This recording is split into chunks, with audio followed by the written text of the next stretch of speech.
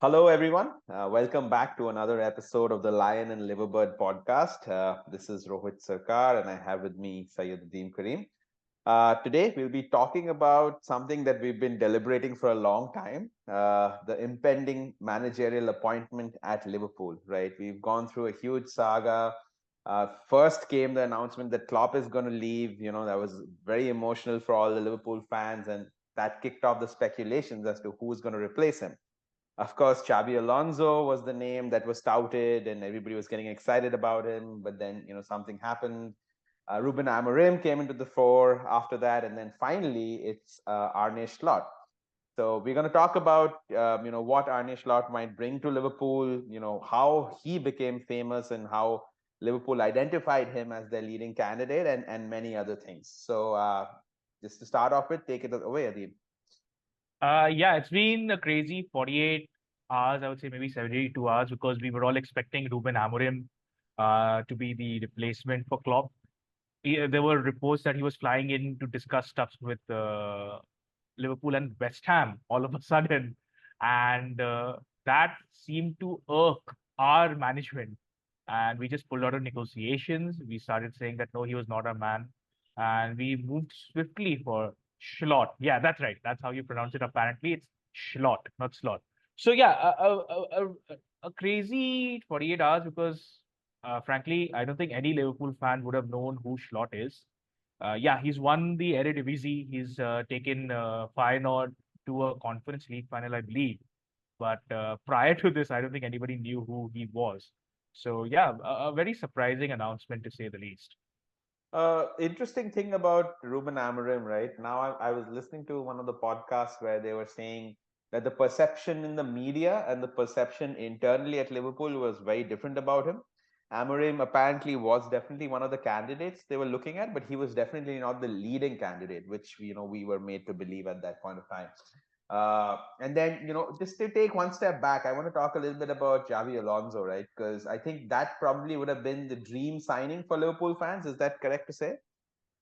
Yeah, so he ticks all our boxes. Leverkusen are still undefeated in all competitions, which is insane. They just keep on finding ways to score goals and not lose a game. But yeah, Xabi Alonso would have been a dream signing for him because he's played for us. He knows the club. He said a lot of great things about Liverpool. Moving from the Bundesliga to the Premier League is obviously a big step. So that would have been a proper challenge for him. But then we should understand that Liverpool are not in any position to, just pick out any candidate that they want. We aren't, let's say, a Real Madrid. I think Real Madrid is the only club in the world that any and every player wants to go to. So we can't just say that, oh, we want Xabi Alonso, he should have been here. No, Xabi took a decision. I think it's the right decision for him because he owes some loyalty to Leverkusen. He's got them the league title. This is a chance for him to show what he can do properly now for a second or a third season, and he's built something with them. He has a connection with the fans. So yeah, I think it makes sense for him to stay, learn, explore a bit more, and then maybe possibly end up at Real Madrid. I think he's actually waiting for that job. Yeah, that's a good point, right? I think Xavi Alonso is taking the right call. Just take one more season, bed into the Champions League as well, which is going to be a Yeah. different challenge for him. The other And thing, then, obviously, is yeah, replacing Jurgen Klopp is going to be a huge task for yeah. anybody.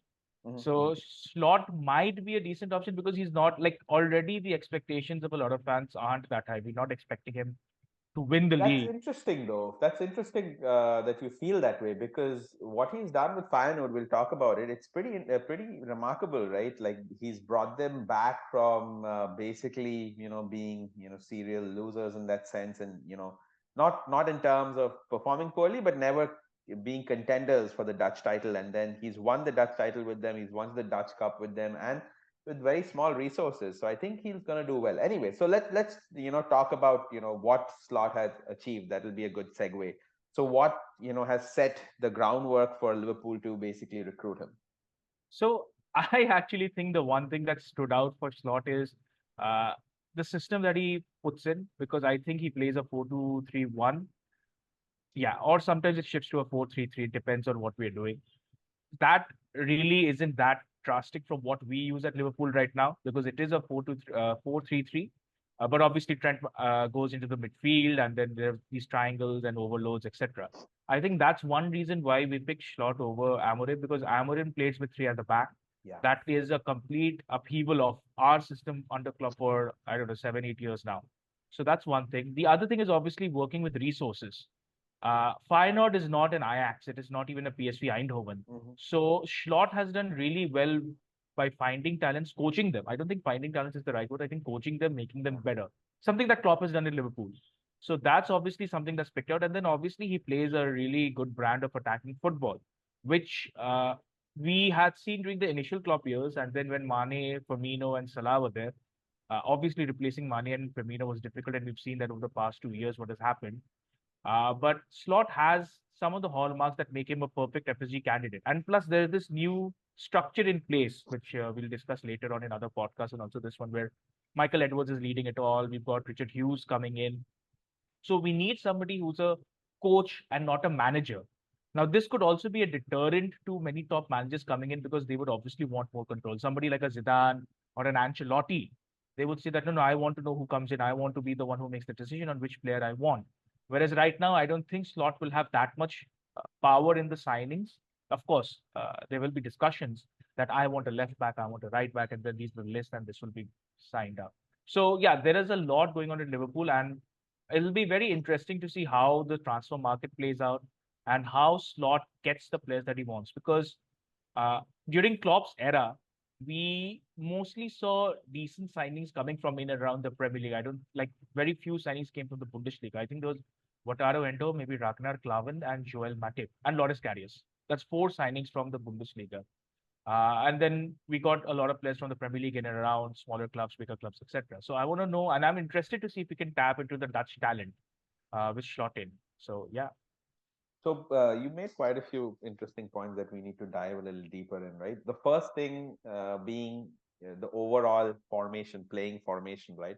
Amorim, and I think we've texted about this, right? Amorim probably would not have fit, like you said, because not only the fact that that would be a drastic change for the first team, it would also be different from what your entire youth structure is, right? And Liverpool is so big on youth. I think all of the youth teams play in the same way, and suddenly if you have the first team adopting a completely different formation, that would just make it more difficult for young players to come through and shine, right? So I think that's an important thing, the fact that Arne Slot's teams play the same formations. The other thing is we were also looking at similarities. Who are the most similar teams or similar coaches to Liverpool yeah, and Jurgen Klopp, and Feyenoord is like a standout, right? So essentially, they win the ball high, so they're essentially pressing high. They create a lot of chances. They're big on possession. They are big on creating a lot of high intensity situations, which is the hallmark of the gegenpress of Klopp system. So I think that definitely bodes well. Uh, the other thing I wanted to so talk yeah. about, So right? just to Yeah, yeah, highlight the pressing bit. So yeah. I got this interesting stat, right? That since Slot took over Feyenoord, the pressing has been the most successful of any team across Europe's top seven leagues. Hmm. With the only club that's below Feyenoord is actually Liverpool. So that's Ah, there one you go. thing. Yeah, and the other thing is the reliance on the wingers. So Hmm. Slot's team relies completely on the Haha. wingers to create stuff. So we've got, We'll talk about one yeah. of those wingers right now. Oh Let's yeah, get yeah. into it. All right, So yeah. so So what do you think will happen to Mo we Salah? yeah, so we always seem to have something to discuss about Chelsea, right? The penalties, what's Yeah. happening with Mudryk. So this was very interesting what happened. It's completely blown out of proportion, I feel. So the initial reaction, what I saw was like, oh my God, how can Salah say this to Klopp? Because Klopp's a father figure for But most what did Liverpool. he say though? No, nobody So knows what he nobody said. knows. Yeah. So Klopp, after the match, said that the matter is closed. Yeah. Salah was asked about it in the by the press, and he said, "If I say something, there'll be It'll fire. be Yeah, fire. there'll be fire," which is more than what he had done on the pitch that day. But that's a different story. So no, Oh so my God. I think it's been building up. I think it's the Yeah. frustration of Yeah, being dropped. understandable. Yeah. So Salah was in the running for the Golden Boot. He was a Hmm. playmaker. He was doing great for us before AFCON. Hmm. After AFCON, he suffered an injury at AFCON. Hmm. He came back, he did well. He then suffered another injury, and then after that, our forms just completely dipped. I think this is something I spoke to you about. I think we played Man United twice, and we started playing like them. Hmm. We've been horrible to watch. There's no attacking impetus. There's no movement from anybody, and I just think that there was this fairy tale for us that Jurgen Klopp is leaving. There is a quadruple. We weren't expected to be part of the Premier League title race, but we were there. We had on paper the easier fixtures, and we completely blew it. Mhm. The attack has been a letdown. The defense has been slow to react. We've conceded, I think, the first goal in 16 games of the Premier League this season, which is crazy stat. And as for what happened yesterday, I think it's perfectly normal for players to lash out at managers and vice versa. We've seen managers do that this Yeah, season, I of think. course. Yeah, yeah, yeah. So it's not the Tensions are first on time this has high. happened. Yeah. James Milner has lashed out at Klopp once. Sadio Mane had a real go at him once. I think Jordan Henderson has had it once. Salah has been here for, I think, what, 6 years, I think, 6 or 5 years, right? And I remember just once he was really this upset and he threw his bottle or his shirt or something. And this is the second time. So I think it's fine. It's just frustration over how the season has petered out for us. And uh, yeah, I mean, so it's interesting again to see what happens in the summer. Yeah, exactly. So the thing is, Slot wants players that maybe are more mobile, agile, and maybe Salah's dip is coming. He is 32 in the summer. Mhm. Saudi will come calling for him because they need a big name. If they offer Liverpool 150 million, 200 million, that's enough to rebuild a side. How many years Uh, does he have left on his contract? I think yes, maybe 2 years. I'm not Okay, sure, okay, or yeah. maybe a year. So Mhm. whatever. I think Liverpool might have a big decision to make regarding their attack because I think one of the attackers will be sold. So Nunes is another question mark as to what to do with him. So I'm really quite not sure about what happens with the attack, the defense, and even the midfield because Slot will need his players, and Mhm. Liverpool need to make changes. So there's going to be quite some working to be done in the team, the first 11 at least for sure. Yeah, I think one of the things I heard is, Schlott really depends on his wingers. So I think your wingers will probably improve under him, right? Whether Salah stays or not, that's a good question. But I guess, if there's a coach that likes wingers and you're a winger, I mean, you might want to stay. Yeah. Depends. Let's see. Let's see what So happens the there. other thing is, why would Salah want to stay at Liverpool for another year after Jurgen Klopp leaves, right? I mean, that's a question a lot of the players will be asking themselves because the best years are over, like Salah, Alisson, and Van Dijk. So they might want to think, okay, fine, we've achieved everything we can with Liverpool. This is a new project. Maybe younger players need to fit in here, and they could go out for a final mega payday. PSG, Saudi, Qatar, who knows? So you should never rule that out also in this modern era of football that we have. I mean, you're not going to get players like John Terry or Steven Gerrard who know that, I'll spend my entire time here and then I'll go off to some rather random country and just forget about football or whatever. Yeah, Frank that Lampard, I can't count because that's he went true. to City. Yeah, yeah, that was a Yeah. stab in the heart. Yeah, I think Luis Diaz is going to be pretty good under Slot. At least I think he's the kind of player that Slot likes. Uh, coming back to the fact that Liverpool didn't really get the fairy tale ending with Klopp, that might actually help Slot, right? That just imagine Slot having to come in with like Liverpool being a double treble winners, right? That would put a lot of pressure on him. In this case, at least, the expectations are a little mellowed down, right? Okay, there are certain things that need to improve. So you have to give, Schlott some time. So I think that might help him in a kind of weird way. Uh, No, so that is true. It will actually help him because at the start of the season, when somebody had asked me in another group that, what is your expectation for this season? I said if we get a top four and maybe a trophy, that'll be a very good season for us because the last season was an absolute debacle. The midfield wasn't working, the defense wasn't working, the attack wasn't working. So this season, till that United game, it felt like we had overachieved to an extent. Of course, we were all talking about Liverpool winning the league, winning the quadruple, even a treble. But if you see how we played, right, there wasn't any proper structure of play. You look at Arsenal, you look at City, you know how they're going to play. They're technical, they're quick with the wingers or whatever it is. Liverpool did not have it. I didn't go into Chelsea. I Don't mean, you, worry. you look at Yeah. Chelsea, you know how they're going to play. They're Yeah. going to play like shit. No, they've got Cole Palmer, so that's Oh something. my God. Yeah, so there is no, I mean, there was a Klopp identity when we won the league, even the year after the league, when we were close to winning the Champions League and we lost out to Man City on the final day, that Aston Villa game and all.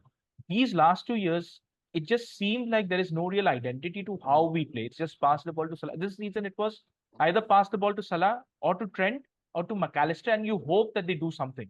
Mm, mm, mm. Like there wasn't any link up play. Like it's just felt a little out of touch with everything. And I think Klopp took the right call in the end that, to maybe it is time for it to hang up boots because Mm. uh, I just feel like this team needs a fresh look at maybe some of the tactics that we employ. So there's still the problem that we have, right? Is that we can't break down a low block team. It's just not possible for us for whatever reason. You'll see City do it with the intricate passing. You've seen Arsenal do it for the last 2 seasons at least, but Liverpool just don't know how to do that. So maybe it's good in a way that we finish third or fourth. I don't know if we'll finish fourth or third. It depends on how badly we play in the last few games, and it just mellows down people's expectations from start because it's not just that he's taking over a club like Liverpool after Jurgen Klopp. This is a Dutch manager in a league where Dutch managers have not performed well. Mm. Louis van Gaal, Eric Ten Hag. Eric Ten Hag, yeah. Uh, I think there was Frank de Boer. I think he has the record for the most number of Yeah. losses with He's Crystal this Palace. he's this horrible Zero thing. 7 or something. Yeah, Yeah. so that's the thing. It's a completely different playing style here. He's Mhm. learning the stuff in the new club. There's a new structure in place. So he needs time. Yeah. Fortunately, there are some leaders in the side, but there is a lot of work for Slot to do. And finishing third or fourth might just give him a bit of a comfort zone that, okay, maybe I just need to finish in the top four, and that will be enough for at least a decent season. So Mhm. that should be our target at least, that the top four finish has to be there. Yeah. So a couple more things I want to go into. First thing is the fact that you said that he'll work well with the FSG group, right? Especially since he's used to working, on a rather shoestring budget. He's not going to have a shoestring budget at Liverpool, but Liverpool are known to buy players, on the bargain, or at least not spend a ridiculous amount of money to buy players, right? They try to unearth a gem, and he's really good at that, right? So I was just looking at the Feyenoord's top goal scorer, the striker center forward. He's this kid from Mexico. His name Mhm. is Santi Jimenez, right? And Feyenoord signed him from Cruz Azul, which is in the Mexican league, which is very interesting, for just 4 million, and his value is around 60 million right now. So essentially, he's very adept at getting these players who are probably not at the top of all of these rich clubs, to buy list, but unearthing these gems and working with them and improving them. And I think that bodes well for Liverpool as well. What do you think about that aspect? A couple of things with that. So I think he has a great bunch of youngsters to work with at Liverpool right now. We've got Dans, we've got Bradley, we've got Tyler Morton also coming playing into this thing. We've got Fabio Carvalho, who's doing really well on loan at Hull City. So that is there. There's Gerald Quans, obviously. So I think Slot can actually improve them. The other thing which you talk about is signing players on the cheap. That's something that we do now. It'll be interesting to see where we target our players from. I'd spoken earlier about us hopefully tapping into the Dutch market. But for a club like Liverpool, right, I don't think there is anybody that you'd go and say, okay, I'll spend 4 million on a striker from Bolivia because I know he's going to turn out to be great. I think we'll still be making this 20, 30 million pound signings Yeah. from in around England, maybe France, maybe Germany, those kind of leagues. But I would actually like Liverpool to actually try their hands out in finding some more South American talent Hmm. because these are the players that really have that X factor in them. A lot of these South The American players, and we Samba just don't. magic. Yeah, Samba magic, right? With Brazil, football, Argentina, you want that in your team, right? Yeah, yeah, See, yeah. with Luis Diaz, right? Yes. He's got that spark. Sure, Yeah. there are some parts of the game where he can improve his finishing, final decision making, but he's like one of those players that from the Ronaldinho eras that you give him the ball, he will take on 3, 4 players. You don't have that anymore these days, and I want Liverpool to try and do that, maybe with the Dutch talent, maybe from South America, who knows. And as for Slot, he's actually spoken about following Manchester City and how Pep Guardiola plays, Mhm. and he wants to, you know, try to play in the similar way. Inverted So wing backs and all of that. inverted wing backs and all that, yeah, yeah. So he wants to keep applying pressure, wants to win the ball high up the field and create chances from that. So yeah, I mean, it's interesting if you can play the city. So to play the city way, you need players who are very good technically. That is something that Liverpool, I don't think, have with their entire squad. So we do have good players, but I don't think they're that technically gifted to, bypass defenses just by doing short But do passes. you want Liverpool to play the City way? You guys have a really good identity, right? Like the rock and roll football kind of high And intensity thing. I mean, Had, yeah, had. yeah, yeah. I mean, if So I Slot can would get that prefer, back, yeah. yeah, So I would prefer to return to that because I really loved that kind of play that we used yeah. to have. Alexander Arnold and Robertson would be bombing down the Hmm. flanks, Hmm. crossing the ball in, and we did not have a 6 foot 7 inch striker knocking the ball into the goal. We had Roberto Firmino, Sadio Mane, and Mohamed Salah, Hmm. and they were scoring goals for fun. So it's not like it can't be replicated. I think Klopp changed that because he wanted to be more in control of what happens with the football. Schlott is similar to that, but I've seen a lot of clips of Schlott's players playing these intricate passes, cutting Hmm. down defenses and the opposition, and just creating crazy goal scoring chances. Now, it's easy for us to say that because YouTube is there and we've got clips and compilations. So I haven't seen a Feyenoord game for a long, like ever. So I really don't know what to expect from Slot once he comes in at Liverpool. And this is an aging squad. We must also understand that. So the signings that come in will be incredibly important. So Robertson is an aging signing. Endo is old. Van Dijk, Salah, and Allison. So that's five of our players who are really on the Yeah. other side of 30. Hmm. And I don't know if they are adept at playing that kind of football. So we surely need a DM and we need Yes. a center back. Hmm. And yeah, then we'll see if we can dominate teams or not. One thing I must bring about Slot is he's very outspoken. Yes. Very So, charismatic. Yeah, yeah, oh yeah. yeah, yeah, yeah. So they've said that he connects well Yeah. with Similar the to Klopp. players and the fans. And the funny thing was, recently he was asked in an interview about the links to Liverpool. Now, most people would just say, "No, I'm still concentrating on Feyenoord. We'll talk at the end of the season." Then he was just blunt. He said, "Yeah, the two clubs are negotiating. Yeah. I would like to go there. Feyenoord hopefully won't stop me, and we'll come to an agreement." I think there's an It's interesting refreshing. background to that. Yeah, yeah, yeah. Yeah, There's an interesting background to that. So I think his name might have come as a surprise to Liverpool, but actually last season, Tottenham were trying to sign him, before yeah, they got yeah. Ange, and even Chelsea had spoken to him. And apparently the Tottenham deal didn't go through because the Feyenoord, CEO had put too high of a release clause for him. So essentially, I think this is Schlott's way of telling Feyenoord that, hey, this is a job. Liverpool is a big, big club. This is something that's, a hallmark in my career, and I want to take it. Please don't stand in my way. Ask for whatever money, but don't make it a ridiculous amount so that I can't follow my dream. So I think that was probably his way of putting pressure. Uh, Another thing I wanted to talk about, the fact that Schlott seems to be a very innovative, like a modern coach, right? I heard this particular story about how him and his technical team essentially had a fullback called Marcus Pedersen, and he was good, but he was not aggressive enough, in his duels. So they decided to send him to kickboxing classes. So essentially, he learned how to be aggressive in a controlled way, and that improved his game.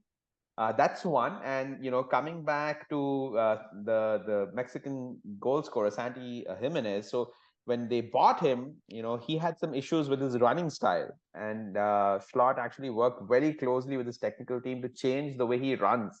Right, so he's somebody who can really use some of these modern out of the box techniques to improve players, which might bode well for somebody like a Nunes, right? Maybe he figures out, what's the deal with Nunes' finishing and, really gets him to be a 25 goal striker.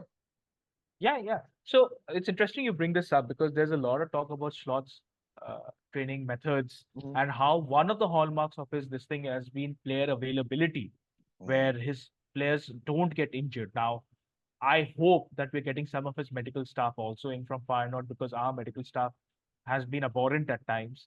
We've seen this season; it's been comical in a sense. Like every day, every Same at game, a player gets Chelsea. injured. Yeah. I don't know what these medical teams are doing. Like, I have no idea. So you would expect it because sports science has advanced so much in the yeah. last 2 decades. There's so much talk about, this ice baths and the heart monitors and stuff like that. I can't believe players get injured so easily so often. So yeah, I do understand that there are more games to play. And maybe because of this extended time that you get after the matches, like now 10 minutes of added time and 15 minutes of added time, there are problems.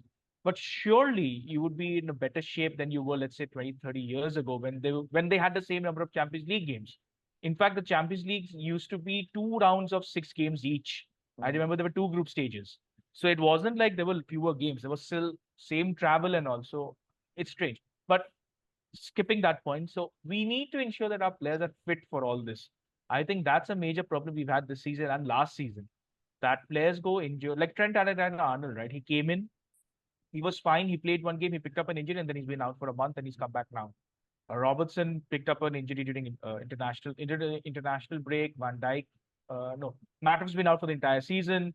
Thiago, I think, has played 10 minutes. Magitic has played one game. Uh, Salah's been injured. Diaz has been injured. Jota has been injured.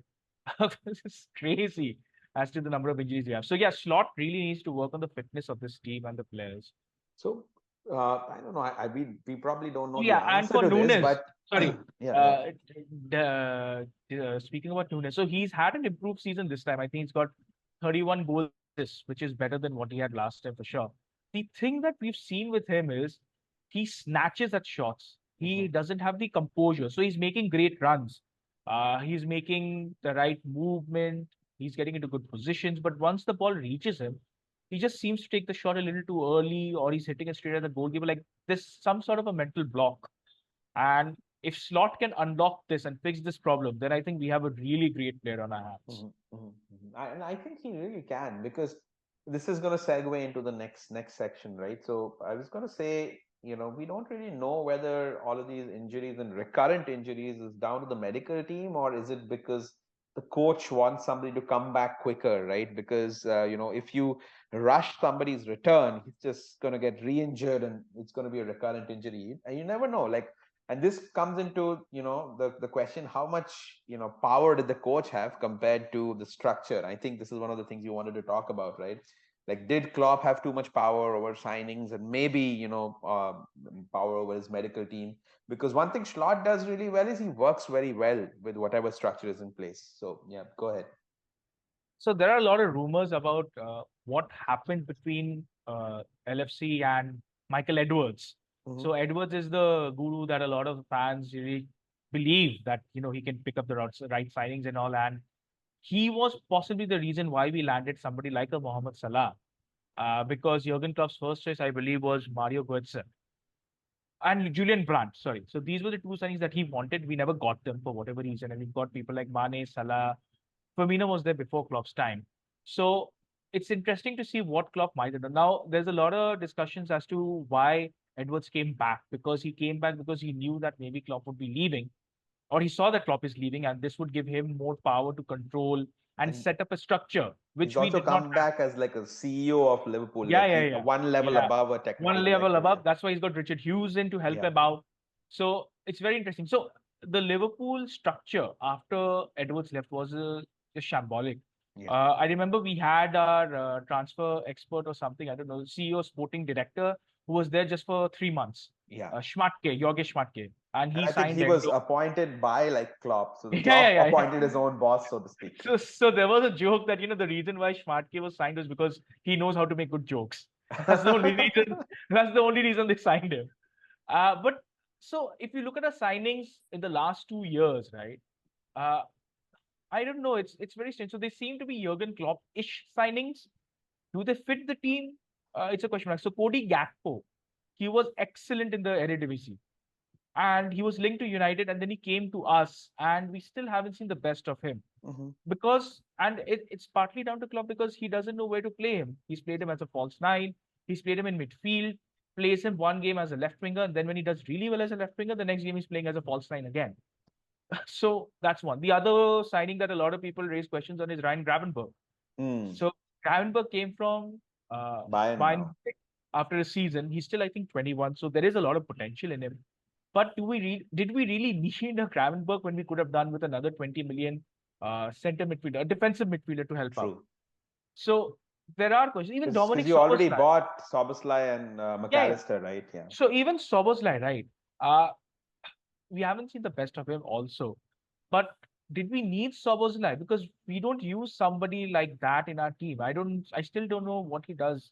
Like, what does he put out as an attacking unit, or is he just somebody who pressurizes the opposition? So there are questions that need to be asked about what has happened. And now with Edwards, Hughes, and maybe Slot coming in and working together, maybe there'll be some more. Like, everybody will basically pull in the same direction. We know what we want. So that is obviously a positive for us. Now, I'm not saying that Klopp is a bad manager or a bad decision maker. He's won us a Premier League, the Champions League, and all. But it seems that some of his decision making is up for doubt. And you should be able to question him because uh, last season, fine, was bad. This season also okay. But there are certain games where you just don't seem to get the best out of the players. And, if we pushed a little harder, not this season, I'm talking about previous seasons, we would have probably had 3 Premier League titles and maybe another Champions League medal. Yeah. Because we've played really horrible games and lost titles. Like I remember there was I think was it a 0-0 at Everton or maybe a 1-1 at United and stuff like these kind of games actually cost us titles. Even this season, right? When we're talking about the top six, the only team we've beaten from the top six is Chelsea. That 4-1. And Top that's it. six? We're not Uh, top six, bro. We're barely top so, 11. so the normal top six that it was in the Premier League. Yeah. So, I mean, it's how can you win the title if, like, say, from those 10 games, you get only one win? Yeah, agreed. So I think the fact that Schlott really works well with the technical structure and the fact that he trusts people who are experts in their field, I think that bodes pretty well. I think it's definitely going to be something that works out.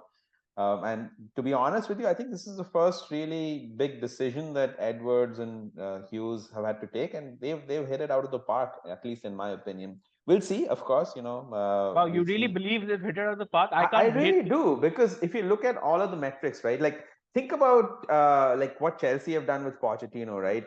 He is good with young players, but he's not a modern coach. His playing tactics, playing styles are very old, and he keeps like lemons on his table because it attracts like negative energy, like they do in India, right? That's not Oh, a sign wow. of a that's not a sign of a modern coach. The sign of a modern coach is realizing somebody needs to change the way he's running. Somebody needs to be more aggressive. So send him to kickboxing, and then utilize your scouting team and understand the potential of players. Yeah. So I mean, I think it bodes really well, Schlott. And especially like we talked about this, like Feyenoord winning the Dutch league, winning the Yeah. Dutch Cup after so many years, and being actually underdogs to Ajax and PSV. So I think it bodes pretty well. So I think he's done really well with Feyenoord. I think they've been in the Champions League Yeah. 3 seasons. This will be the third season in a row. They won the League Cup. They won the Eredivisie. And I think the most important thing that stands out is he knows how to rebuild teams. Because when Yes. he took over the role also, I think the season after he took it over, they actually sold most of the first team players. They only had 4 or 5 of the regulars left. And he still rebuilt the team and won the league with that. Mhm. So I think that's another reason why Edwards and the Yeah. LFC management decided to take him, because he knows how to work with new players and new teams, set Yes. something up, find an identity, and push on. Yeah. So yeah, I mean, on the data side of things, yeah, it all works out. But football isn't all Of just course, about yeah. Of course, yeah. we'll see. I think, yeah, So the last thing that we did want to talk about is, what your expectations are. I know we've kind of touched upon it, but for you, okay, let's talk about what would be the best case scenario and the worst case acceptable scenario. Let's talk about, the worst case that you would still accept, and what's the best case you might expect from Slot. the worst case would be a top six finish. I think he still Mhm. needs to get us into Europe. Okay. Uh, and for all I see, only Arsenal and Manchester City and maybe Aston Villa are a better side than us playing football right now. Unai Emery's done an amazing job with Villa, Mhm. especially with the team that he's done. So I don't really see Spurs, Chelsea, or even Manchester United taking the next step in the next year. We have a decent base if Slot comes in and gets the right signings to build his brand of football, then we should be doing well. So worst case, obviously top six. Anything lower than that, then I think that's a bad season. Like it's a horrible season. Uh, Best case would be a top two finish, maybe. I don't think we can win the league next year, and maybe a trophy. So we'll be in the League Cup, we'll be in the FA Cup for sure. Maybe I don't think the Champions League is there for our taking. And the least I think, or maybe a medium option would be a top four finish. So top four Mhm. has to be there. Top four has to be there, and then anything above that will be great for us. Okay. And then how much time are you willing to give him if he doesn't, hit at least the lowest acceptable levels for you? Are you willing to give I'm him one more season, or would you prefer to move on? No. I think I'll give him as much time as he wants, as long as we're Okay. not in, as long as we don't drop into the, let's say, outside the top eight. Hmm. Because again, we don't want to end up being a United where we sign somebody and then after a couple of seasons we sack him just for whatever reason. Hmm. replacing Klopp is going to be a gargantuan task. Rebuilding the side is going to be a gargantuan task. Even Klopp, right? He took time. The first season we finished outside the Champions League places. It's the second season where we just about made it to the Champions League, and then he built. Yeah. But Klopp is an exceptional manager. He's one of the greatest ever. So if Slot can replicate that, then that's going to be amazing. But I'm willing to give him time as long as we don't completely become like the Roy Hodgson kind of things where we fell into the relegation Yeah. positions under him. Yeah. So Liverpool fans will obviously give him time. I don't think we're going to be that negative with him.